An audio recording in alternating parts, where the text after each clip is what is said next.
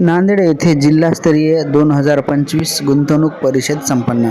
दिनांक 11 एप्रिल रोजी जिल्हा उद्योग केंद्राच्या वतीने तुलसी कम्फर्ट येथे जिल्हास्तरीय गुंतवणूक परिषद 2025 संपन्न झाली. यावेळी संजय इंगळे, दिलीप दमायवार, सागर औटी, धनंजय इंगळे, आलोकनाथ शर्मा, आकाश ढगे, शैलेश कराळे, उद्योजक, निर्यातदार व अधिजन मोठ्या संख्येने उपस्थित होते. ही परिषद यशस्वी करण्यासाठी श्रीनिवास चव्हाण, अनिल कदम व सर्व कर्मचाऱ्यांनी परिश्रम घेतले. हॉटेलमध्ये गुंतवणूक परिषद आयोजित केली होती. जिल्हा उद्योग अधिकारी यांच्या प्रयत्नातून आणि शासनाच्या निर्देशाप्रमाणे ही आपण परिषद आयोजित केली.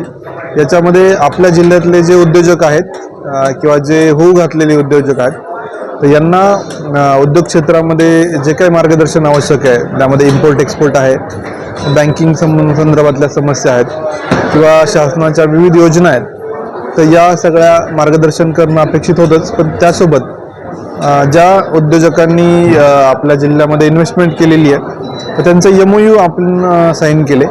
जवळजवळ 1200 कोटी रुपयाचे MOU आपण आज साईन केले. आणि त्याच्यामध्ये प्रामुख्याने जे उद्योग होते त्यात साखर उद्योग होता, कॉम्प्रेस नॅचरल गॅस मोठ्या प्रमाणावर त्याचे उद्योजक होते, जॅगरी होते, गारमेंट्स होते, त्यानंतर ॲक्वा मधल्या काही कंपन्या होत्या.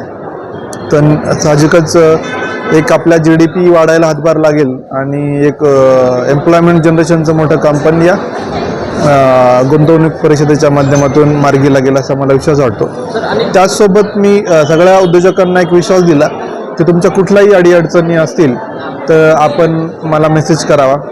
विशेषतः काही जमिनीच्या संदर्भातल्या असतात, येण्याच्या संदर्भातल्या असतात, MSEBच्या बऱ्याचशा इश्यू येतात.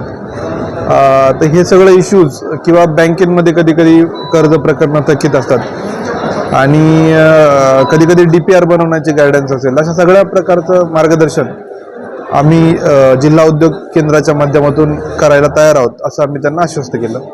तेच मी आता सांगितलं की त्यांना अशा सगळ्या प्रलंबित प्रकरणांचा आढावा आमच्या स्तरावर आम्ही घेतो. आम्ही त्या बँक मॅनेजरला कॉल करतो आणि जर कुठल्या तरी म्हणजे नॉन सबस्टॅन्शियल कारणासाठी जर लोन दिलं गेलं नसेल तर आम्हाला आमच्या स्तरावरून ते लोन पारित करायला सांगू. कधीकधी DPR मध्ये पण त्रुटी असतात किंवा फिजिबिलिटीचे इश्यू असतात किंवा एकाच गावामधून सारखे प्रकारचे प्रपोजल गेलेले असू शकतात.